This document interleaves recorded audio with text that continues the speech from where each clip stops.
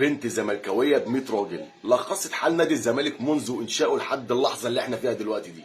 اللي هتسمعه دلوقتي ده ولا هتسمعه في اعلام ولا هتسمعه من اي واحد زملكاوي غير اللي فاهم. بس اسمع. الزمالك من 30 سنه ونفس القصه بتلف في نفس الدايره ومنتظر نتائج مختلفه. ازاي؟ بنلف حوالين نفسنا في نفس الدايره. كل مجالس ادارات نادي الزمالك كلها بتعمل نفس الخطأ، بتشتغل بمنهج واحد وهو منهج عك وربك يفوق. ان شاء الله هتتحل ازاي بس ما نعرف. ان شاء الله هتتحل. لا يا سيدي، لما نتزنق نبقى نشتغل.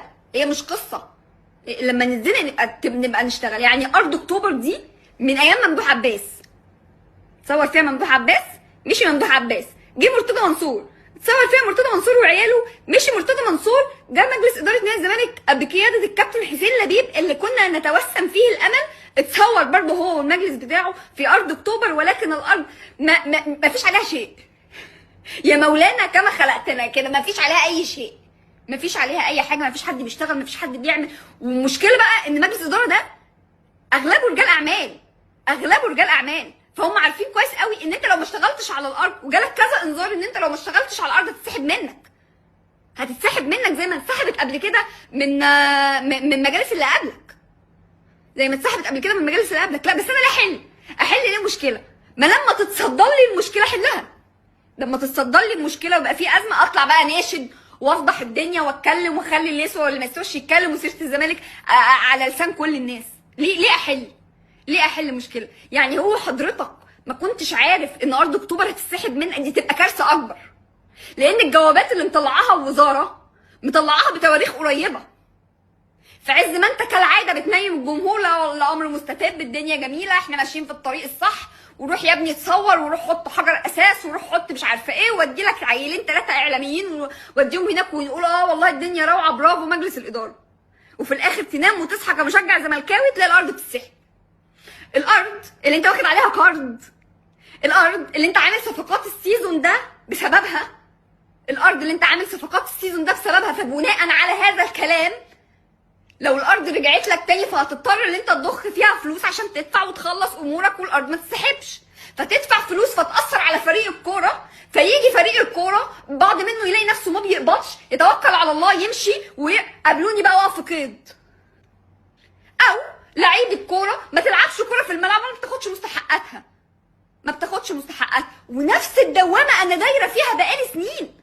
نفس القصه، ما فيش حد بيتعلم من اخطاء اي حد، وكأن كل واحد بيمشي من مجلس اداره نادي الزمالك بيسلم ورقه للي قبله يقول له يا ابني ما تشتغلش في النادي ده، يا ابني اطلع بكام بيان والدنيا هتمشي معاك بيانات.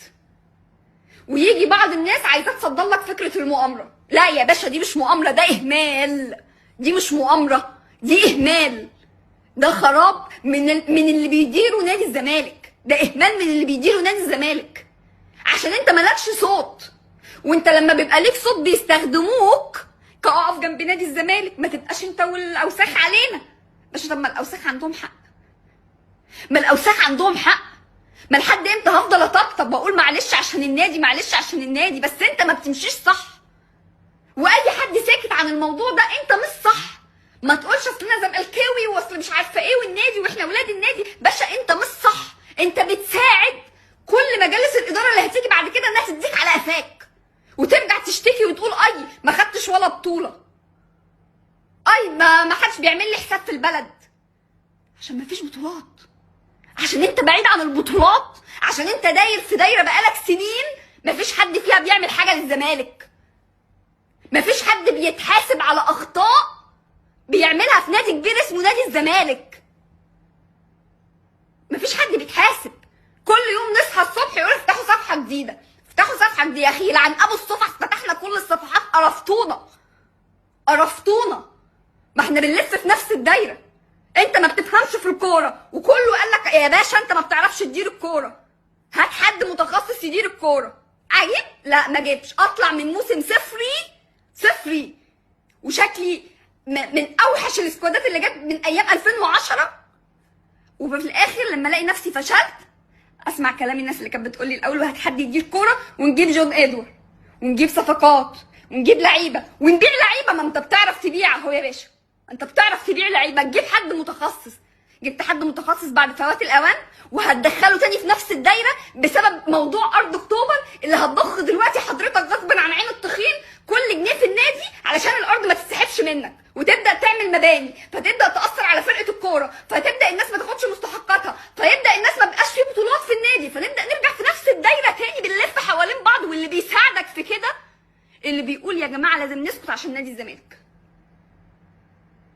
لا مش لازم نسكت، لا مش صح، لا مش صح.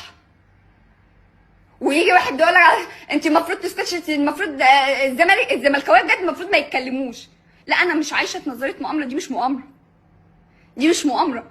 دي لو مؤامره بقى تبقى مؤامره بقى من مجالس الادارات على نادي الزمالك نفسه. ده في كأن في حد يا اخي، ده انت كأن في حد بيوزع عليك كتالوج ازاي تخرب النادي. بيسلموها لبعض. ممدوح عباس بيسلم لمرتضى منصور، كله اتصور، كله راح اتصور هناك ومفيش اي حاجه اتعملت فيه، كله راح اتصور، بس كله اتصور الحمد لله، كله اتصور.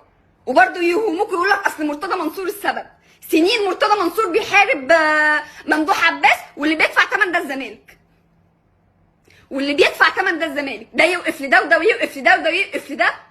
في الاخر جبت ناس المفروض ان الناس دي مش هقول لك مش بتفهم يا سيدي، مش مشكله في الكوره، انت ما بتفهمش في الكوره، بس انتوا رجال اعمال اغلبكم. ازاي والقروض اللي نادي الزمالك واخدها، والصفقات اللي المفروض ندفع فلوسها، والناس اللي المفروض تبقى عايزه مرتبه، هتديروا الدنيا ازاي؟ مش هتديروا الدنيا، واكيد في حاجه منكم هتبوظ وهترجع تحملني مسؤوليه ان معلش لو خدنا بطوله السنه دي بس او بطولتين او ما خدناش، المهم ان الزمالك واقف على رجل. الاسطوانه المشروخه اللي بتعيد نفسها كل سنه. والله العظيم انت ب 100 راجل لخصتي حال نادي الزمالك منذ انشائه لحد اللحظه اللي احنا فيها دي في كلمتين. عرفتوا ان القصه مش الاهلي ولا الحكام ولا الدوله، القصه كلها اللي انتم فاشلين. ابعتها له عشان معموله له. سلام.